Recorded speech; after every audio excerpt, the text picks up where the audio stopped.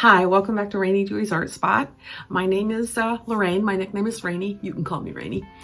This sketchbook masterpiece, number 8, is part 2 of a sunrise sunset series of practice in our sketchbook. We're doing our practice in our sketchbook in preparation for a future finished painting on good paper where we will have learned a lot about how to do it and what we want as we focus on this next stage. So that will be a video that will come just a little bit in the future. But for now, this video focuses on using a different base color. The first one we used a quinacridone magenta, which is a really bright pink. And on this one, we used cadmium yellow deep as our base, and then we built on top of that.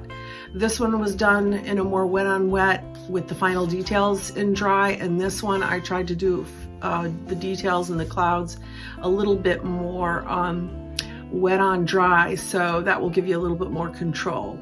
And so get your sketchbook, get your paints, and get your brushes. Let's go create another sketchbook masterpiece together. Here's our second attempt at painting a sunset in our sketchbook. In this one, I'm going to try to intensify the colors a little. I started off by wiping my palette clean, and that's because you want those colors to be very fresh and not muddy.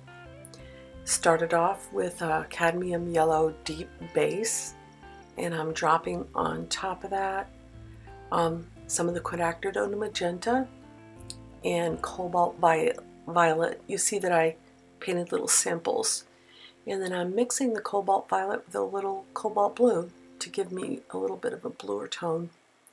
Here I'm putting another layer, softening just around those areas of the darker clouds, trying to really go bold for me with adding another layer of the cad yellow deep, and we're just going to continue to build.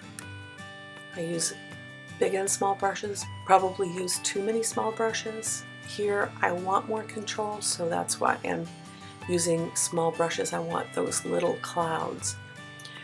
You notice I only painted 1 or 2 layers, and a lot of this is being done on the dry paper. There's a layer of water, but I'm controlling where it goes, how far it goes. I'm not wetting the entire surface, and this is how you can control. They're small, controlled watercolor washes.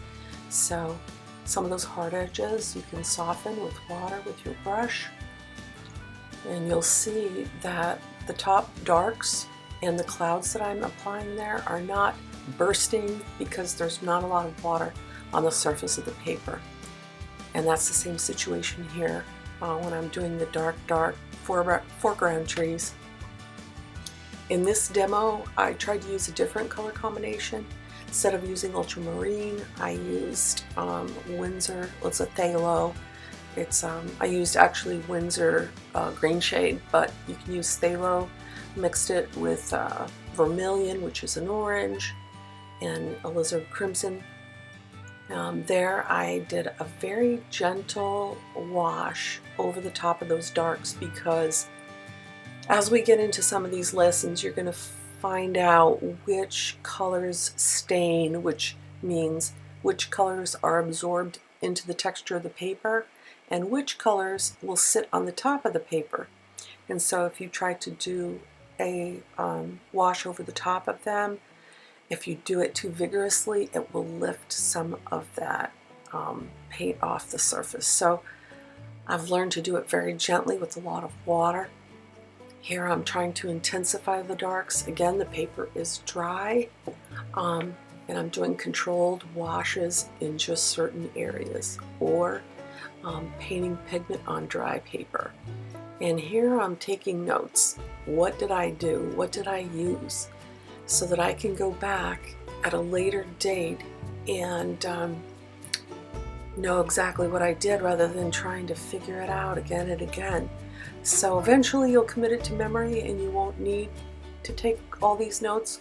Not true. You should always take notes. There's just, why not?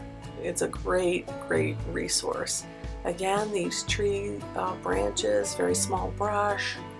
Oh, and I decided, why not? We need power down this road. Sometimes those little modern touches, you need them. It's our world. It's where we live. And so this again is dry paper, and it's a very, very thick pigment in those foreground trees so that the light doesn't come through them, and you can, it will give you this illusion of the sunrise or sunset.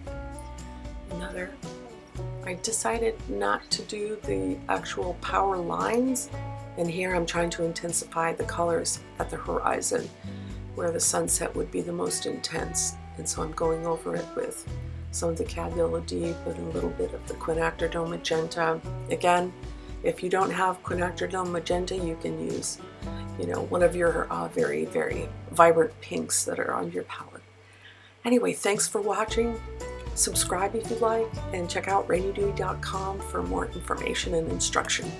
Thanks again.